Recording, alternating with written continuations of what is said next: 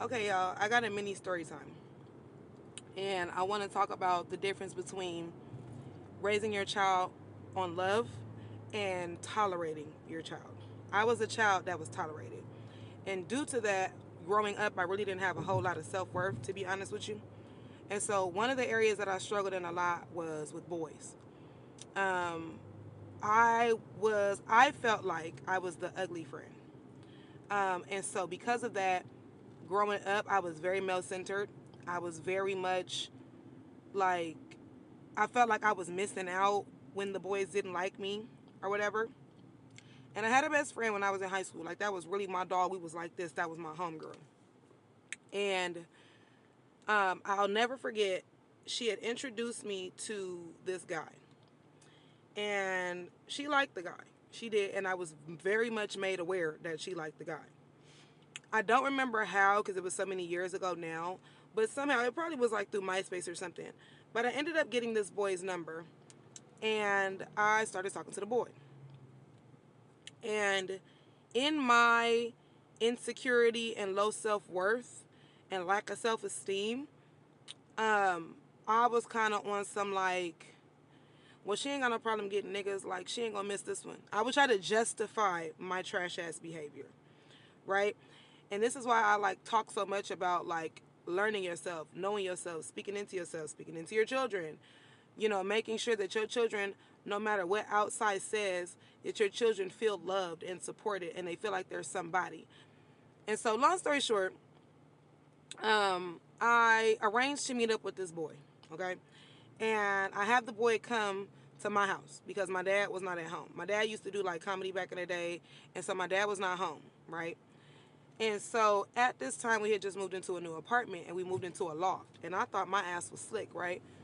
So sure enough, I think I'm finna get down. My dad walks in the door before anything even happens. Like, we were fully clothed, all of that, but my dad walks in the door. I tell the boy to go run to the bathroom. Now, mind you, we lived in a loft, so literally it was like the living room, my dad's bedroom, and then I had this spiral staircase that went upstairs into my room. And I didn't think about it. I didn't think to have him run up the stairs because kids are stupid. And he tries to go run to the bathroom. Well, the bathroom door was locked. So I'm talking to my dad, right? Mind you, my dad walks in the house, and the house is fucking pitch black. And it's not funny, but it's funny at how stupid we think our parents are when our parents know that we're full of shit. So the boy walks out from like the where the bathroom is, and long story short, my dad freaks the fuck out, socks the child out, and now I'm pretty much found out, right? And she did forgive me, but for myself, after all of it, of course, like, I was grounded. I was the worst person in the world to my dad for a long time. My dad was very disappointed because I was like always the perfect kid. Like, no matter what happened, I was always the perfect kid. Like, I never really did shit. I never really got in trouble. So this was like major. But I look back at it now as an adult. Like, it was something that I've always felt ashamed of. Like I said, I definitely apologize. Me and her are still friends to this day. Um, but when I look back at it now as a grown ass adult, I realized that I was doing so much to be accepted. Like, I've talked about before, and I'll probably make another video about it on here about like how I used to be a pick me and where it came from. Because a lot of people that are pick me's don't understand where it comes from. They just want to be picked. They want to be acknowledged and accepted, and they want to feel wanted, right? And so I'm this kid that like I'm going through high school and none of the boys like me. And mind you, at the time too, because yes, I'm from LA, but I went to high school in Arizona. So the black boys really didn't like black girls like that. And then the ones that did never really picked me. They picked everybody else. And I just never really felt like I felt out of place. I did. Um, and I look back and I realized like I had no self worth. I'm not excusing my behavior, because if you have to understand certain shit to learn from it, right? Like, that's not something that's in my character. That's not something I ever did again. Believe me, I learned from that. But I look back now and I understand why I did what I did. At the time, I don't think I understood what I was doing. I just knew that like, oh, this is somebody that I've met. I think he's cute. I got close access to him. But I was a trash ass friend for that. I was trash. Um, but I was tolerated. Like, nobody ever made me feel wanted. I realized as a child, I was like the kid that was always living at somebody's house, somebody else's house. I was always like part of somebody's family. I had all these adopted moms because of all of my friends and stuff. And I just felt unwanted.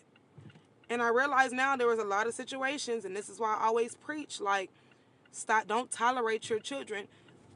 Love your fucking kids. Speak it to your kids, because there's a lot of situations your babies won't end up in if they feel like they're loved. They won't have to go searching for something that they already have.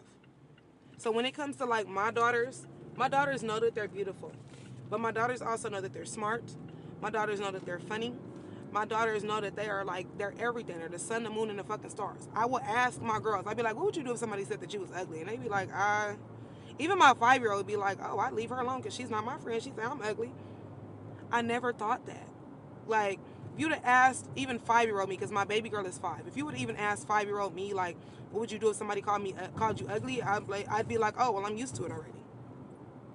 I was so beat down before I even became a teenager that I didn't have any, like, the only thing I was ever praised for was being smart. So that was the thing that I leaned on. But anything else, like, I was really that kid that no matter what I put my mind to, I could do it and I could excel at it. But it was always somebody that would kind of like beat me down for it. So I remember like making the varsity cheer squad on the first try. Nobody was excited for me but me. You know, even in my grown ass age, like I'll accomplish something and I would bring it to my birth giver and she would be like, oh, well, I'm not surprised. You know, so I just say all that to say that please, please, please, as a parent, raise your babies with love. And don't be like, oh, I love my kids. My kids know. No, no, no, no, no. Make sure they know. Tell them every day. How often do you tell your kids you love them? I bet you tell a nigga. How often do you tell your babies? Do your children really know how much you love them? Do your children really believe that they're the best thing that happened to you? Or do they feel like they're a burden? I used to tiptoe. I didn't know what kind of parent I was gonna get day by day. And then when I got around certain family members that I thought was a safe space, they weren't safe. I was either abused around them or they played like I had a safe space in them, but the whole family knew whatever was going on with me at the time. So if my mama, wasn't around, baby, the whole family knew that that lady was neglecting me. But nobody really did anything about it. They just talked about it. You know what I mean? Like, and as a little girl, I realized like my teenage years, I want to say up until maybe I was about 22, 23, I was just looking for somebody to come save me. I was looking for somebody to say, hey girl, you are all these things, all these beautiful, positive things. Hey girl, we love you. And I had to learn, it took me a very, very long time to learn that I had to give that to myself. But if you give it to your babies, by the time they get our age, they'll never even look for it because it'll already be in them.